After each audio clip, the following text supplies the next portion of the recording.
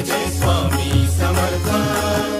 स्वामी समर्थ. स्वामी महाराज तुमच्या सर्व चांगल्या इच्छा पूर्ण करो ही स्वामींच्या चरणी प्रार्थना करते आणि आजच्या व्हिडिओला सुरुवात करते. पण त्या अगोदर चॅनलवरती नवीन असाल तर सबस्क्राईब करा आणि शेजारील बेल आयकॉनलाही प्रेस करा, म्हणजे माझ्या सर्व नवीन व्हिडिओचं नोटिफिकेशन तुम्हाला मिळेल आणि तुम्ही एक पण व्हिडिओ मिस करणार नाही.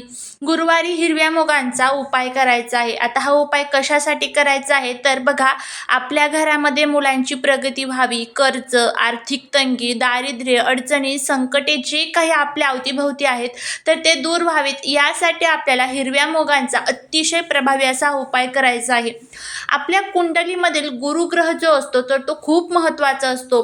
गुरुग्रह जर आपला मजबूत असेल तर आपल्या जीवनातील सर्व त्रास, दुःख, अडचणी, संकटे दूर होण्यासाठी मदत होत असते. जर गुरुग्रह आपल्याला मजबूत करायचं असेल तर दर गुरुवारी आंघोळीच्या पाण्यामध्ये थोडीशी चिमूटभर हळद टाकावी आणि त्याने आंघोळ जर केली तर गुरुग्रह तर मजबूत होतोच, पण त्याचबरोबर ज्या मुलामुलींचे लग्न जमत नाही तर त्यांनी सुद्धा हा उपाय जर सलग 3 महिने केला तर त्यांचं लग्न सुद्धा जमतं, कारण इतका महत्त्वाचा गुरुग्रह आपल्या कुंडलीमध्ये असतो. तर हाच गुरुग्रह मजबूत करण्यासाठी हिरव्या मुगांचा अतिशय प्रभावी असा हा एक उपाय आपल्याला करायचा आहे. आता हा उपाय कशा पद्धतीने करायचा याबद्दलची संपूर्ण माहिती आपण घेणार आहोत, त्यामुळे व्हिडिओ हा स्किप न करता शेवटपर्यंत नक्की बघा. या उपायासाठी आपल्याला हिरवे मूग लागणार आहे.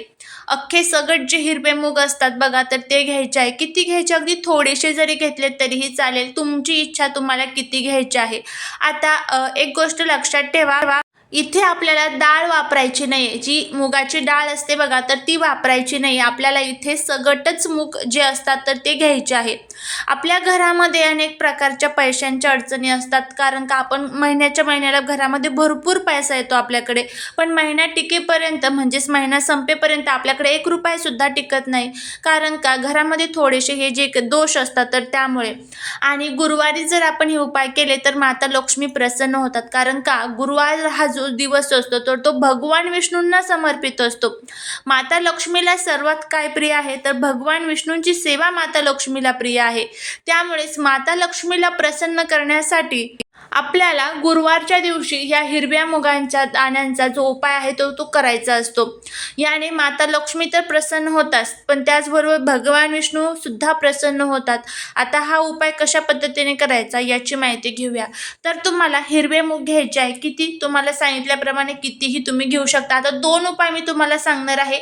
एक मुलांसाठी सांगणार आहे आणि एक आपल्या पैशांच्या ज्या काही अडचणी आहेत तर त्या दूर करण्यासाठी सांगणार आहे.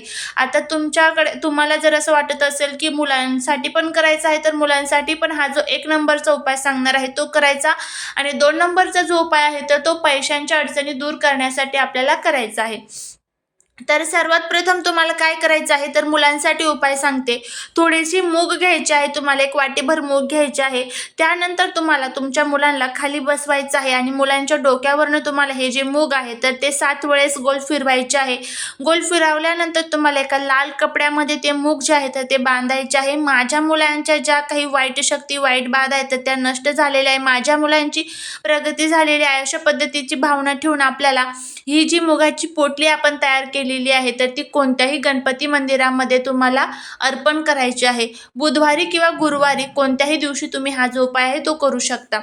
त्यानंतर पुढचा जो आता हा उपाय तुम्हाला सांगते तर तो आपली आर्थिक तंगी, आपल्यावरती थोडंफार कर्ज असेल, दारिद्र्य असेल, अडचणी असतील, संकट असतील तर ते दूर करण्यासाठी आपल्याला हा जो उपाय आहे तो करायचा आहे. आता हा उपाय कशा पद्धतीने करायचा याची माहिती घ्या. या उपायासाठी तुम्हाला मूग घ्यायचे आहे.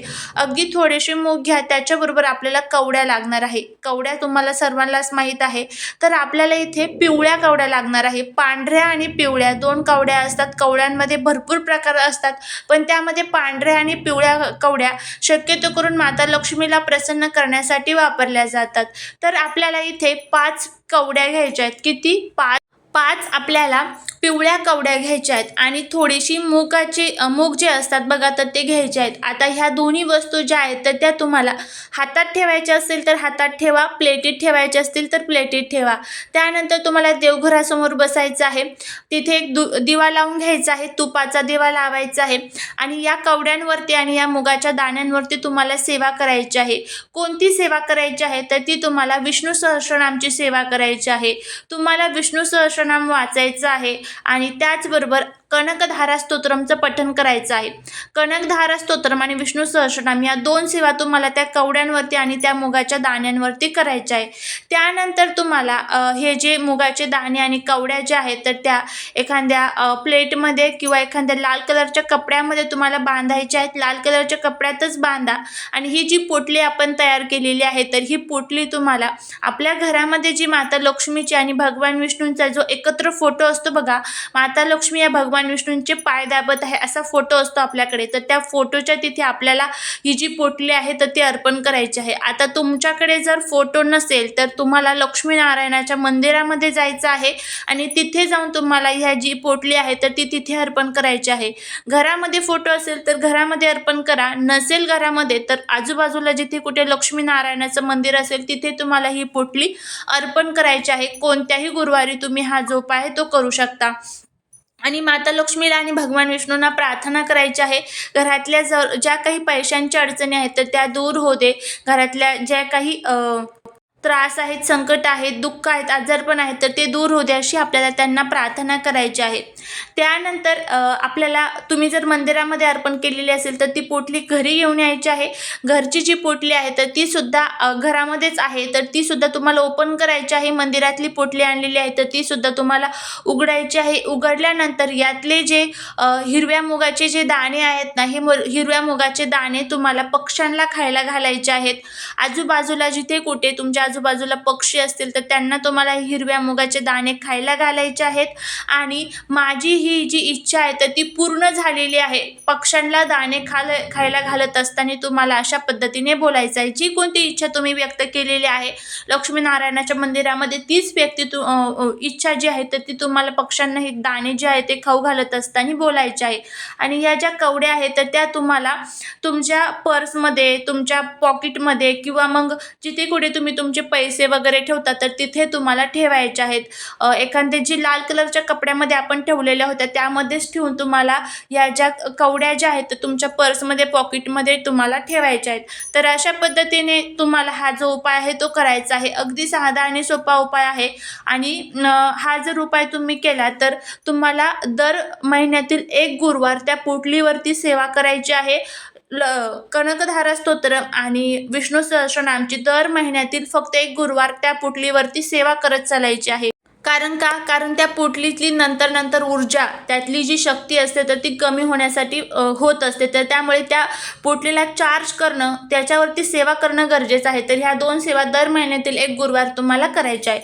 तर अशा पद्धतीने हा जो उपाय आहे तो तुम्हाला करायचा आहे. नक्की करून बघा, या उपायाचा फायदा होईल. चालेली सेवा ही महाराजांच्या चरणी रुजू करते. व्हिडिओ जर आवडला असेल तर नक्की लाईक, शेअर आणि सबस्क्राईब करा. श्री स्वामी समर्थ.